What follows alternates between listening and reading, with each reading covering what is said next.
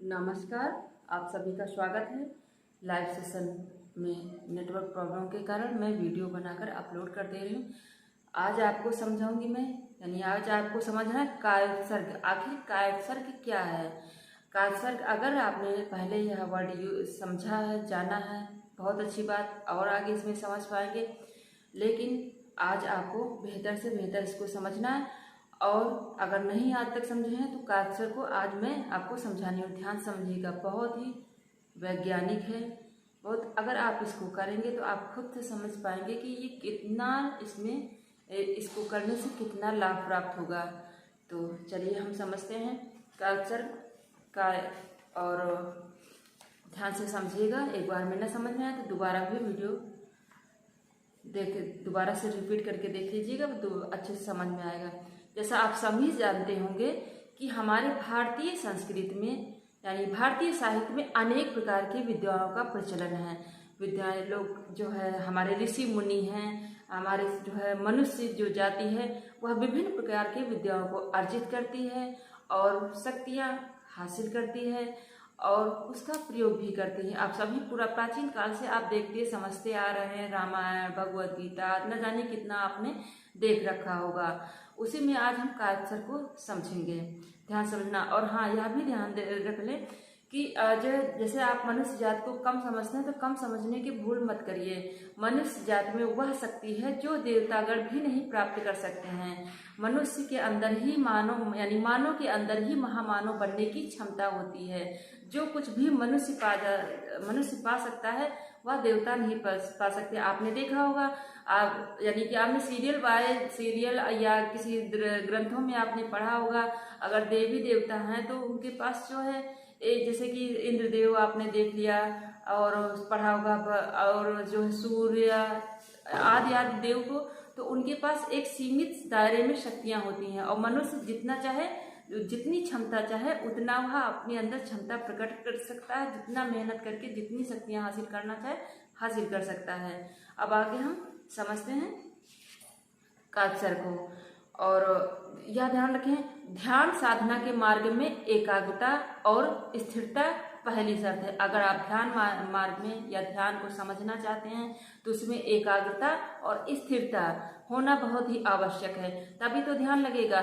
स्थिरता यानी शरीर की स्थिरता होनी चाहिए, मन शांत होना चाहिए और एकाग्र हमारा मन। अगर हम किसी पर ध्यान करते हैं तो धारणा, ध्यान, समाधि, लास्ट में समाधि, जब तीनों एक हो जाते हैं। लेकिन धारणा किसी पर हम अपने चित्त को धारण करते हैं, ठीक है, एकाग्र करते हैं, तब उसमें बेनिफिट आपको ज्यादा प्राप्त होता है और अच्छे से आप कर पाते हैं। और जैसे कि जैन साधना पद्धति में ध्यान देना, जैन साधना पद्धति में प्रेक्षा ध्यान के अंगों को प्रमुख और महत्वपूर्ण क्या है? प्रेक्षा ध्यान के अंगों में मेन इंपॉर्टेंट जैन साधना पद्धति में क्या है? कायोत्सर्ग, ठीक है। इसकी साधना द्वारा मनुष्य अपने लक्ष्य को प्राप्त कर सकता है। अब लक्ष्य क्या होगा? अपने शरीर को ठीक करना, अपने शरीर के अंगों को स्वस्थ रखना, और जो कोई भी लक्ष्य, मन को शांत रखना, मन को विचलित ना करने की जो है, अगर विचलित है तो उसको शांत करना, विभिन्न प्रकार के रोगों से अपने आप को मुक्त करना, ये सब लक्ष्य होते हैं। और यह कायसर्ग के माध्यम से मनुष्य प्राप्त कर सकता है। कायसर्ग वैज्ञानिक शोधों से परिपूर्ण शरीर को शिथिल करने की निर्दोष प्रणाली है। यह दोष युक्त है, किसी प्रकार की दोष नहीं, वैज्ञानिकों ने इस पर शोध किया है। और हाँ, अगर आप भी कायसर्ग जो है करते हैं, आप केवल 30 मिनट का कर लीजिए। कायसर्ग देखना, आपको जो है, आप तुरंत नहीं समझ में आएगा, लेकिन धीरे धीरे आपको खुद महसूस होगा कि कायसर्ग कितना पावरफुल है। तो चलिए समझते हैं उद्देश्य इसके। कायसर्ग की आध्यात्मिक एवं वैज्ञानिक जानकारी देना। इसका क्या उद्देश्य है? कायसर्ग का की आध्यात्मिक एवं वैज्ञानिक जानकारी देना। और शैक्षणिक बिंदु क्या है? कायसर्ग का अर्थ समझें पहले। अध्यात्म शास्त्रों में शरीर की स्थिरता को बहुत महत्व दिया गया है। जैसे आप समझिए, कुछ भी आप करते हैं, जैसे कि आसनों में क्यों बिठाया जाता है? क्यों जो हमेशा बार बार कहा जाता है कि जैसे कि बहुत सारे आसन कोई दूसरा कर पाता है, आप नहीं कर पाते हैं, तो उसमें विचलित हो वो आसन आप सिलेक्ट करें जिसमें आप लंबे समय तक स्थिर पूर्वक सुख पूर्वक आप बैठ सकें। उस आसन का आपको चयन करना है। तो स्थिरता को बहुत महत्व दिया गया। इस प्रक्रिया का उल्लेख अनेक नामों से है, ध्यान से समझना। इसको नोट डाउन कर सकते हैं, स्टूडेंट नोट कर सकते हैं और आप समझने के लिए जो है समझ सकते हैं। कायसर्ग, ध्यान देना, कायसर्ग, काय ध्यान, काय गुप्त, काय समर, काय प्रतिसंलीनता, प्रतिसंलीनता, और ये इतने आप नाम नोट कर सकते हैं। काय उपसर्ग, काय गुप्त, काय ध्यान, काय समर, काय प्रतिसंलीनता। ठीक, इतने नाम आप इसको नोट कर सकते हैं। और कायसर्ग का शाब्दिक अर्थ इसको नोट कर सकते हैं, काया का उत्सर्ग, काया का उत्सर्ग, काया माने शरीर, काय यानी काया को छोड़ना। एकदम आप करेंगे तो शरीर एकदम शिथिल हो जाएगी, ढीली हो जाएगी। अच्छे मन से करेंगे, आप प्रयास करेंगे हाथ में वगैरह उठाने का तो आप उठा भी नहीं पाएंगे। यानी काया का विसर्जन कर देना। विसर्जन मतलब मानसिक रूप से, या नहीं कि काया को नष्ट कर देना है। विसर्जन यानी शरीर की प्रवृत्ति, प्रवृत्ति क्या, चंचलता, जो चंचल रहती है, शरीर हिलती डुलती रहती है, स्थिर नहीं रहती है, क्रिया अस्थिरता को छोड़ना। ठीक है, ये हो गया कायसर्ग का अर्थ। अब आध्यात्मिक इसका स्वरूप को समझ लेते हैं। पॉइंट ऑफ व्यू में हमने नोट किया है, आप नोट कर सकते हैं, उसको बाद में समझाती हूँ। तनाव मुक्ति की साधना क्या है? तनाव मुक्ति की साधना, स्थिरता एवं जागरूकता, मृत्यु दर्शन, भेद विज्ञान, आत्म दर्शन, दुख के मूल तक जाने की प्रक्रिया, आत्म साक्षात्कार, स्थिरता, सहिष्णुता व अभय रूपी त्रियामी स्वरूप, सहायक तत्व, सही मुद्रा, आसन, व्यायाम, स्वर यंत्र का कायोत्सर्ग। अब इसको हम थोड़ा सा विस्तृत रूप से समझ लेते हैं। तनाव मुक्ति साधना, अगर आप कायोत्सर्ग करते हैं तो शरीर और मन शांत करते हैं, तो आपका जो स्ट्रेस होता है, जो तनावपूर्ण जिंदगी रहती है, आपको शांति प्राप्त होती है। तनाव से आपको मुक्ति प्राप्त होती है, और तनाव से जब मुक्ति प्राप्त होती है तो बहुत अपने आपको स्वयं से खुशी प्राप्त होती है। शरीर और मन शांत होके, शिथिल होके और ऊर्जावान होके आप अपने कार्यों को अच्छे तरीके से कर पाते हैं, जो आपके क्रियात्मक रूप से कार्य करने होते हैं। और स्थिरता एवं जागरूकता, स्थिरता यानी शरीर चंचल रहता है, मन चंचल रहता है, और हाँ, इसमें सो नहीं जाना है। जागरूकता, सभी को जानना, सभी अंगों की स्थिरता को जानना, उनको शांत करना, शिथिल करना रहता है। मृत्यु दर्शन, आपको इसमें कायोत्सर्ग करेंगे, बेहतर से बेहतर करेंगे तो आपको मृत्यु दर्शन हो जाते हैं। मृत्यु दर्शन जैसे कि दिमाग तो आपका चलता रहता है, लेकिन शरीर कुछ नहीं काम करता है, शरीर एकदम शिथिल और शांत हो जाता है।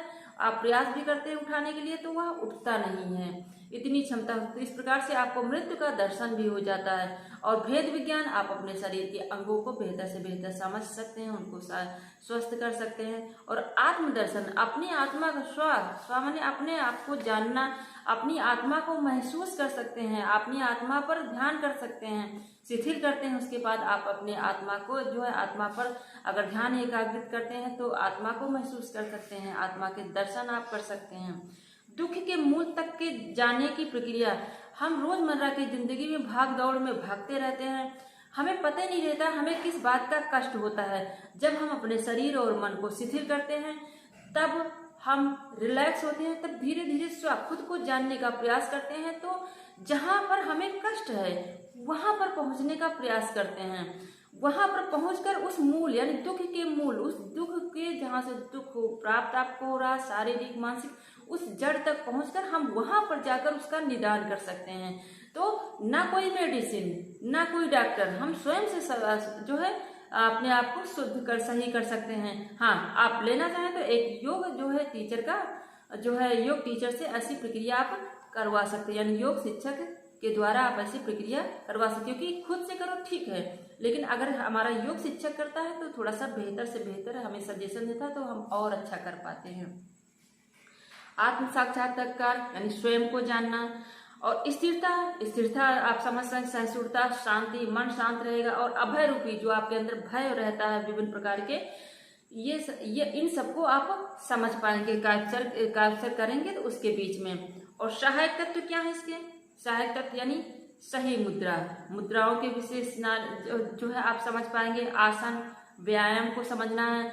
लेकिन स्वर यंत्र का कैप्चर यानी इसमें जो सहायक यानी सही मुद्राओं के अनुसार आप कैप्चर कर सकते हैं। आसन, किसी आसन में बैठकर कर सकते हैं। और अगर एक्सरसाइज जो है नहीं, वो आप जहां तक प्रयास करिए कि आप लेट कर आराम से मैट पर, मैट नहीं है तो आप बेड पर भी लेट सकते हैं, लेकिन ज़्यादा से ज़्यादा प्रयास करिए मैट पर। और स्वर यंत्र यानी स्वर यंत्र का कैप्चर कर सकते हैं, समझ सकते हैं, इसको महसूस कर सकते हैं, यहाँ की समस्याओं को दूर कर सकते हैं। ठीक, ये आध्यात्मिक स्वरूप हो गया। अब वैज्ञानिक स्वरूप को हम समझते हैं, शिथिलीकरण। ठीक है, अनुकंपी व परानुकंपी तंत्र का असंतुलन। भले ये आध्यात्मिक रूप से आपने जाना ना, आपने समझा, अब साइंस के हिसाब से आप इसको समझेंगे। मांसपेशी में स्थित अति विद्युत की मात्रा के विसर्जन की प्रक्रिया। अब इसको समझें, शिथिलीकरण यानी अपने शरीर और मन और शरीर के अंगों को शिथिल कर देते हैं, एकदम से शांत कर देते हैं, क्योंकि उसमें वो जब तनाव रहित हो जाती हैं तो शांति, मन आपका शांत होगा, शरीर शांत होगा। प्लस जब हम शिथिल करते हैं तो जितनी देर के लिए हम सजेशन देते हैं, वो चाहे 5 मिनट के लिए हो या 1 मिनट के लिए हो, जो कुछ भी आप जितना भी समय सजेशन देते हैं, तो उसमें वह आपका अंग अपने आप को रिकवर कर पाता है, यानी रिकवर कर लेता है अपने आप को। तो शिथिलीकरण बहुत ही आवश्यक है। अनुकंपी व परानुकंपी तंत्र का संतुलन, अनुकंपी व परानुकंपी का तंत्र का संतुलन मतलब आप इसको समझ। अनुकंपी मतलब आप जैसे कि आप भागते जा रहे हैं, आप बहुत स्पीड में सारे आपके वर्क कर रहे हैं। परानुकंपी एकदम शांत, शिथिल कर देना। होता है कि क्रोध, जब हमें क्रोध आता है तो हमारी नस नाड़ियां बहुत, सांसें बहुत तेज चलती रहती हैं, उसको शांत रहता। हम दौड़ते हैं तो बहुत तेज, यानी जो भी कार्य होते हैं बहुत स्पीड में। और परानुकंपी शिथिल कर देता है। तंत्रिकाओं को हम कैसे शुद्ध करते हैं? शिथिल करके, यानी परानुकंपी शांत करके। तो उन तंत्रों को पर बहुत ज्यादा प्रभाव पड़ता है कैप्चर का। मेन तो इन्हीं तंत्रों पर, यानी साइंस के हिसाब से आप समझें, अनुकंपी व परानुकंपी तंत्र का संतुलन होता है। जो बिगड़ा रहता है, असंतुलित रहता है, बीपी आदि बढ़ती रहती है और मनोविकार विभिन्न प्रकार के पैदा होते रहते हैं, तो उनको सबको इन जो है अनुकंपी और परानुकंपी मतलब तंत्रों को, जब तंत्र हमारे संतुलन रहेंगे तो ये विभिन्न प्रकार की समस्याएं हमारे शरीर में नहीं उत्पन्न होती हैं।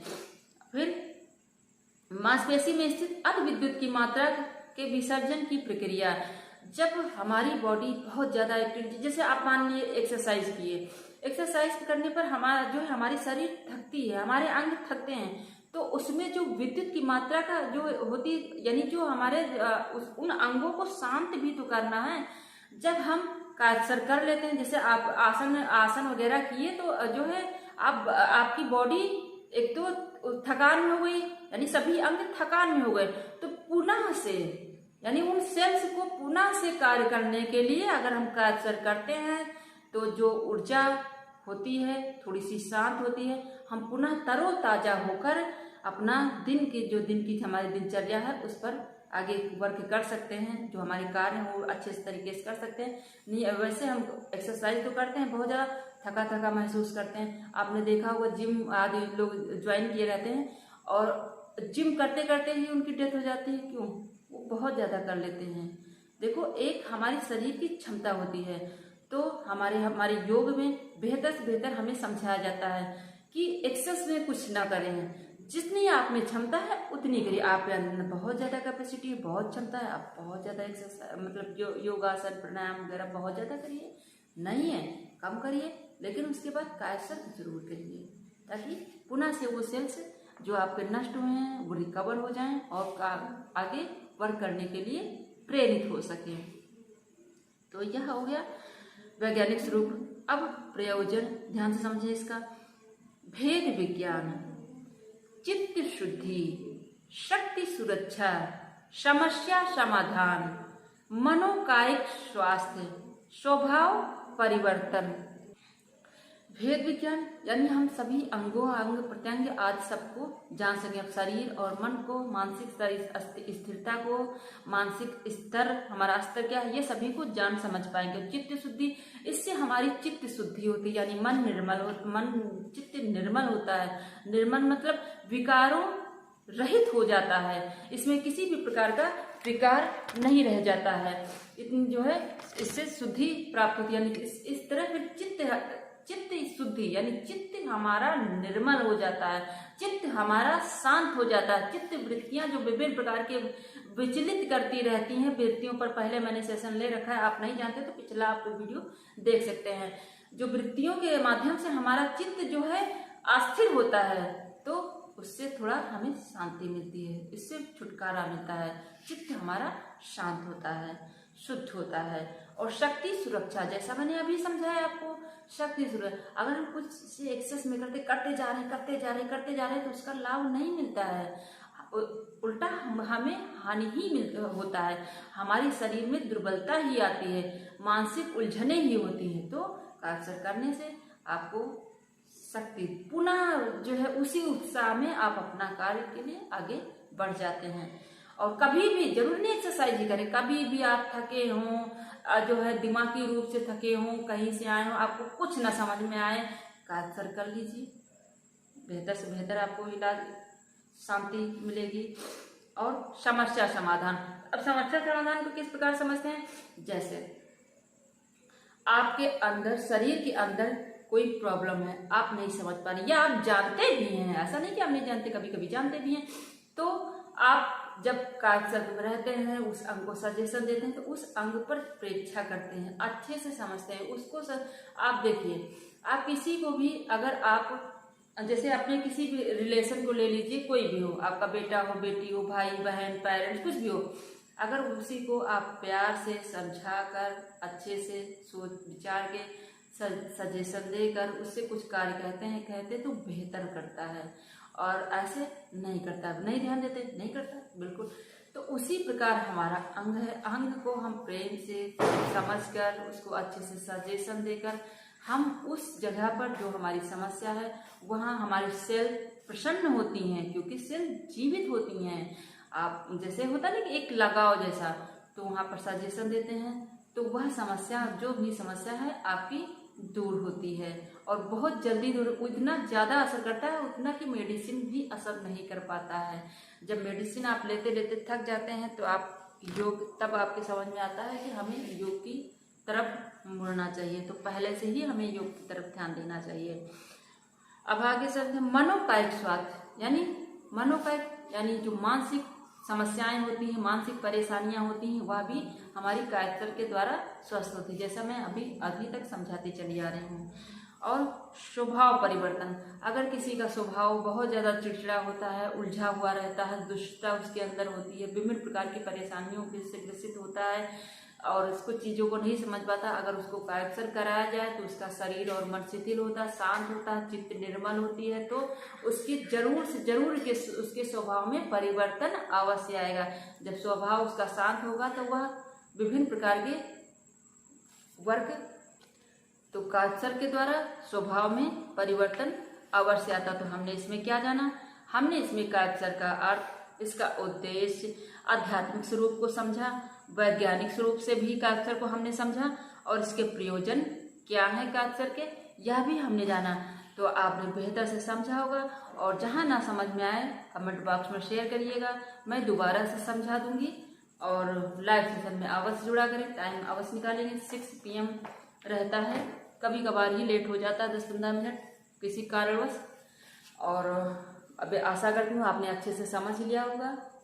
जैसा कि मैं हमेशा कहती हूँ, अगर नए चैनल पर नए हैं तो चैनल को सब्सक्राइब करिए, बेल आइकन जरूर प्रेस करिएगा, ताकि टाइम टू टाइम नोटिफिकेशन आपको प्राप्त हो सके। अगर मैं शेयर ना भी कर पाऊँ तब भी आप तक पहुँच जाए, और दूसरों को अवश्य भेजिए, क्योंकि हमें सही नॉलेज बहुत ज़्यादा से ज़्यादा शेयर करनी चाहिए। सही नॉलेज का हमारे समाज में बहुत ही अभाव है। और हाँ, इसकी किसी की ज़रूरत भी हो सकती है, तो किसी ज़रूरतमंद की ज़रूरत पूरी हो जाएगी।